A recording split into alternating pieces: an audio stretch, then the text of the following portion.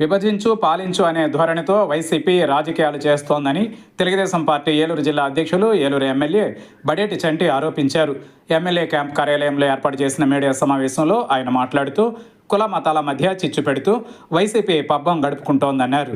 జగన్ అధికారంలో ఉన్నప్పుడు టీడీపీ వారి పెన్షన్లను తొలగించారని, అప్పుడు ప్రభుత్వాన్ని ప్రశ్నించిన వారి పెన్షన్లు కూడా తొలగించి వైసీపీ వారికే అందజేసి పేదలకు తీరని అన్యాయం చేశారన్నారు.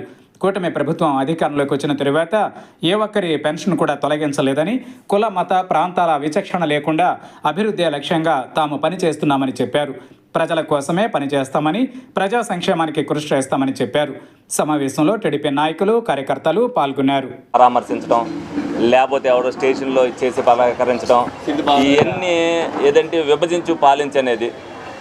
ఇప్పుడు 100% కొత్త పెన్షన్ మేము ఇవ్వాలని మేము ఒప్పుకుంటాం తెలుగుదేశం పార్టీ తరఫున. కానీ ఒకడు పొట్టకొట్టి ఇంకొకటికి ఇవ్వకూడదన్న ఉద్దేశంతో ఉన్న వాళ్ళందరూ కూడా ప్రశాంతంగా ఉండాలి. కొత్త వాడికి ఇచ్చేటప్పుడు ఇస్తాడన్న ఉద్దేశంతో మా నాయకుల్ని చెప్పమంటున్నాం, మేము చెప్తున్నాం. వాళ్ళు అలా కాదు. లోగడ ఎవరికైనా కొత్త పెన్షన్ ఇవ్వాలంటే ఎవడైతే తెలుగుదేశం పార్టీ వాడు ఉన్నాడో వాడి పెన్షన్ తీసేయటం, లేకపోతే వాళ్ళని ఎవరైతే వ్యతిరేకించాడో వాడి పెన్షన్ తీసేయటం, వాడికి ఇచ్చేయటం. ఎవడైతే ఇల్లు ఈడికి ఇవ్వకూడదు అనుకున్నాడో ఆ ఇల్లు క్యాన్సిల్. మేము వచ్చాక అటువంటి పద్ధతి అనేది ఏమీ లేదు.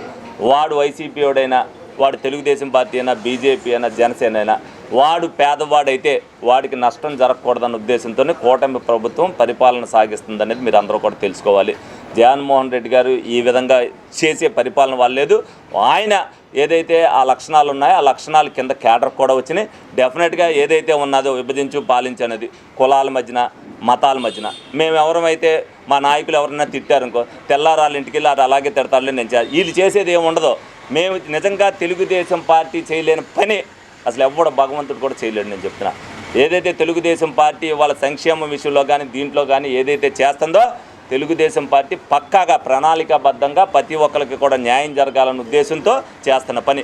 మా కేడర్కి న్యాయం జరగకపోయినా ప్రజలకు ఇబ్బంది జరగకూడదన్న ఉద్దేశంతోనే ఈ రోజున చాలా విషయాల్లో వెనకం చేస్తున్నాం.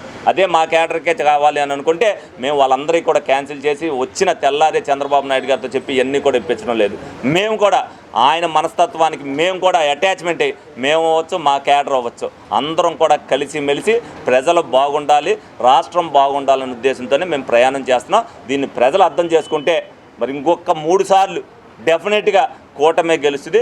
ప్రజలు కావాలనుకుని కోరుకోవాలని మేము అనుకుంటున్నాం. వాళ్ళు కోరుకున్నా కోరుకోకపోయినా మేము 5 సంవత్సరాల మటుకు ప్రజల కోసమే పాటుపడతామని సందర్భంగా తెలియజేయడం జరుగుతుంది.